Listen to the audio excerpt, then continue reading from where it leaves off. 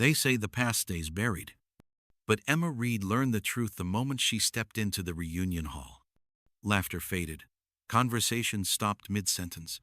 And 100 polished eyes turned toward the girl in jeans, worn-out boots, and a single braid down her back. "Emma, I thought you still lived in that trailer by the gas station." The voice sliced through the air, bright and mocking. Another joined in, sharper, meaner. "That hairstyle? Seriously? And she came back here?" Then came the final blow-a-splash. A glass of red wine, poured slow, deliberate, right down the front of her white shirt. "Well, at least it has some color now, right?" Laughter exploded. Cold, precise, almost rehearsed. Emma didn't flinch. She felt the wine soaking into the cotton, felt the heat in her cheeks from the overhead lights and cruel stares, but she said nothing. Just dabbed at the red stain with a napkin, slow and steady. A hush followed, brief but heavy, like the room expected her to break. She didn't. She looked around, the banners hanging from the ceiling. "Welcome back, class of 2003. The cluster of perfume-drenched women at the center. The trophies lined up on polished tables. And Chloe Massonemerald cocktail dress, manicured smile tilting her empty glass in Emma's direction like a queen offering execution. Emma took a breath, deep and controlled, the way her mother had once taught her when facing gossip in a checkout line. Quiet dignity is its own armor. That lesson lived in her bones. She scanned the room, recognizing old faces. Derek Roberts now, a real estate developer. Marty Henson, insurance king of the county. They all wore money like medals, watching her with that smug little twist in their lips, like she'd tracked mud into their kingdom. She still drives that rusty pickup? If she even has a license anymore. She's still weirdly calm. It's kind of creepy. Emma kept moving, eyes forward, thoughts clear. A small group of men laughed near the bar, sipping whiskey and talking about stocks. Derek's eyes scanned her jeans with disgust, like they offended his tailored jacket. Marty didn't even hide his smirk. "It's folks like her who stay stuck. Can't dress the part, can't play the game." She passed her old classmates, each one reacting the same recognition, amusement, judgment. Some tried to hide it, most didn't. And then Chloe reappeared. "Emma, dear, I almost didn't believe it when I saw your name on the list. I mean, you were so quiet. Who would have thought you'd bother showing up?" Emma looked at her, looked at the violent pink lipstick, the desperate sparkle of someone who still believes senior year was the peak of human experience. Chloe didn't wait for an answer. "My husband's working on a new development plan for town, actually. Gonna clean up that whole dumpy southern block. New businesses, modern flair. You probably heard, right?" Then her voice dropped, low and sugary. "But you really didn't get the memo about the dress code, did you?" Emma's voice was soft, calm. "I like my jeans." That blinked just a flicker of confusion on Chloe's face. She wasn't expecting composure, but the laugh came right after.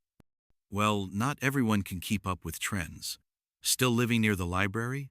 Or did you move in there permanently?" That line sparked another ripple of laughter, but Emma only smiled, faint and private. They didn't know. They couldn't. Behind the mockery, she remembered Miss Parson, the librarian who used to let her check out books even when she couldn't pay late fees, who once whispered, "Knowledge is the one thing they can't steal from you." She turned away, just slightly, and there he was, Darren Perkins, high school wide receiver turned midsection heavy big talker. "Hey, Emma, thought you were living above the hardware store now, or maybe still pumping gas at that sad little station." The laugh that followed was forced, too loud, the kind that needs agreement to survive. Emma remembered those same voices in the cafeteria, the same eyes on her backpack, her shoes, her sandwich wrapped in paper towels instead of a lunchbox. She also remembered her grandmother's voice. "You've got the whole universe in your heart, child. Let them chase neon. You chase the stars." That thought calmed her pulse, anchored her. She scanned the room again. The old library, the daycare, the church with the bell tower, the southern block. They didn't know. Not yet. But soon they would. And the next time they looked at Emma Reed, it wouldn't be to laugh. It would be to ask for something she didn't owe them. Not respect, not forgiveness, power. And they would beg. "Welcome back, class of 2003. The mayor's voice rang out across the room, a grin stretching across his face like he'd just been handed a trophy. "We've all come so far, haven't we? Lawyers, doctors, entrepreneurs, and even a few local heroes." Polite applause. A few whistles. Chloe beamed as her husband soaked in the praise. But tonight's not just about remembering the good times. It's about progress. It's about where we're headed. And with that, I've got some exciting news. He paused for effect. "We're signing a contract Monday morning to begin demolition on the southern block.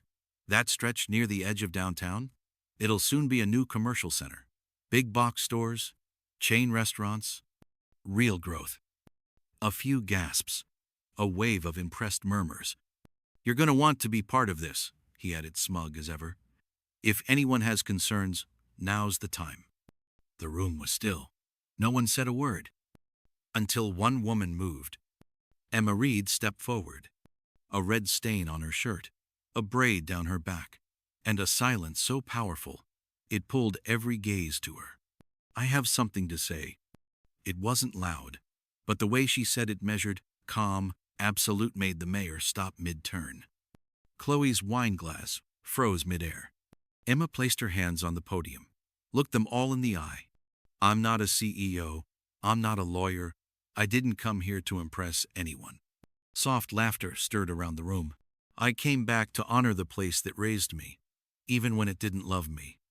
More silence. Her voice didn't waver. "And before you sign that contract Monday morning, you should know. I just acquired the deed to the entire southern block." The air shattered. Gasps, whispers, questions flying like sparks. "My grandmother, Harriet Reed, transferred it to me this morning." The name hit them like a dropped chandelier.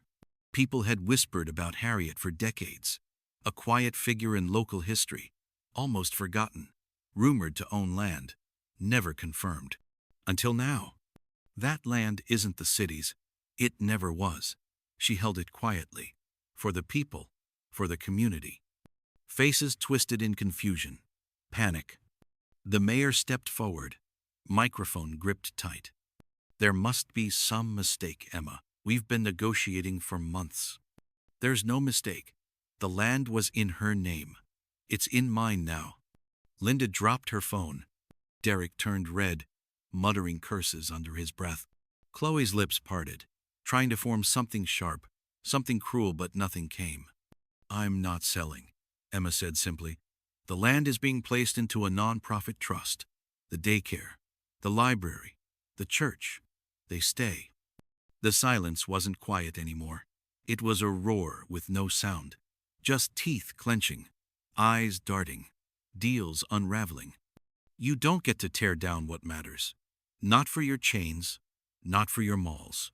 This town doesn't need another plastic brand. It needs places where kids feel safe, where books matter, where parents can breathe." The mayor raised a hand, tried to talk, but Emma's voice cut clean through him. "My grandmother taught me that value isn't found in property lines or boardroom signatures. It's in people, and no one here gave a damn about that until now." She turned her gaze to the people who had laughed the loudest, the ones who'd spilled wine on her shirt, the ones who whispered about her boots and her braid. "I'm not ashamed of who I am. I don't need your respect. I need you to listen." She stepped back from the podium. Chloe took a step forward, voice shaking. "You can't just come back and change everything." Emma met her eyes, calm, certain. "I already did." And then she walked past the chandeliers, the designer dresses, the desperate silence. She didn't look back. They would never forget her now. Not because she begged for their approval, but because she proved she never needed it. They didn't speak at first. Not out loud. Not while Emma walked through the hall with her shoulders square, her stained shirt clinging to her like armor, and the crowd parting around her like a broken tide. But the silence, it was loud. Behind her, Chloe's voice cracked in, brittle. Emma, wait. You can't just leave. She turned, slowly. Chloe was standing alone now, her polished entourage suddenly less eager to stand too close, her lipstick still perfect, her mask of confidence fraying around the edges.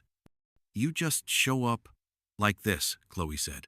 With your land deeds and your thrift store outfit, you think we'll just accept it? Emma looked at her, not with hate, not even anger, just something quiet, something final. I don't need you to accept it. Chloe blinked. Emma continued. I'm doing what's right. That's enough. The words landed harder than a slap. No fury, no raised voice, just quiet defiance. Chloe tried to smile. It cracked at the corners. A few steps away, Derek Roberts leaned in to Marty, whispering fast. The word lawsuit hissed between them like steam from a broken pipe. But they both knew it wouldn't stick. Harriet's legal trail was airtight, and Emma? She'd come prepared. From the far side of the room, Samantha Green finally spoke, half joking. So, what? You're like the town queen now? Emma turned to her. Number. I'm just the one who remembered what this place used to mean. And with that, she was gone. Out through the hall, down the stairs, into the night air. The cold hit her cheeks, grounding her. Sharp, clean, honest. She made her way across the lot to the old pickup truck, the same one she used to park behind the cafeteria in high school. Back then, kids would stuff gum on the handles or laugh when it stalled at stop signs. Now it gleamed in the moonlight. Not because it changed. Because she had. She paused, hand resting on the metal. Inside the hall, they'd already be panicking. Frantic calls, legal checks, city council scrambling to make sense of what they missed. The town's so-called elite unraveling faster than their next investment. She didn't need to see it. She already knew. The thing they feared most wasn't losing money. It was losing control. And Emma Reed had just taken all of it. Not by shouting, not by begging, by standing, by refusing to be small. She climbed into the truck, started the engine. The familiar rumble settled into her chest like an old heartbeat. As she pulled away, the lights of the banquet hall faded behind her. All the laughter, all the whispers, all the years of shame they tried to drown her in. She left them where they belonged. Behind her. Morning came slowly. Light crept through the windows of the trailer Emma once called home, touching the old photo frames, the worn table where Harriet used to sip tea, the battered shelf lined with library books borrowed too long. Emma stood on the porch. Same boots, same braid, a clean white shirt, no wine stains. Just calm, quiet, unshaken. Word had already spread. By noon, calls flooded in. City officials, journalists, investors who'd ignored her emails for years. Greg Mason Mayer, polished, desperate, left 3 voicemails before lunch. Maybe we can find a compromise. She didn't call back. Instead, she walked to the daycare with a clipboard, spoke with the director about repairs, funding, new books for the kids. Then the library, plans for expanded reading rooms, free tutoring programs. The church came next. The old bell tower would finally ring again. And through it all, she never raised her voice, never bragged, never gloated. She just got to work, the same way Harriet did. By the end of the week, a story ran in the local paper. The girl they mocked now owns what they coveted. They called her brave. They called her strategic. But Emma didn't care what they called her anymore. She cared about results.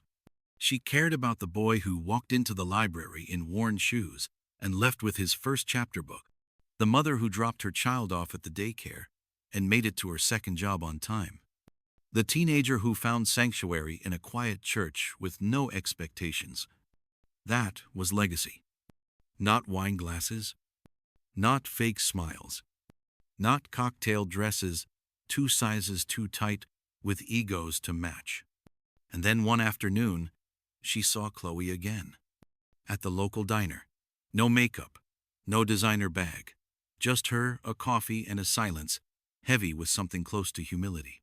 Chloe approached slowly. "I owe you an apology." Emma looked at her, waiting. "I was cruel. Back at the reunion. Before that, I thought success meant money, image. But watching you, I see how wrong I was." Emma nodded. "Nothing more." Chloe swallowed hard. "If there's anything I can do to help anything, you just tell me." Emma's voice was soft, steady. "You can start by helping others who don't look the part." Chloe blinked, nodded, then left. No spotlight, no applause, just a moment. A seed planted in different soil. Weeks passed. Then months.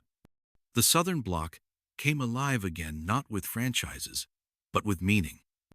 A family-run bakery. A reading program named after Miss Parson. A small community clinic opened by Linda, the former pharmacist, trying to redeem her past. And Emma? She kept her boots, kept her braid, kept her father's old truck, because none of that had ever held her back. It had protected her.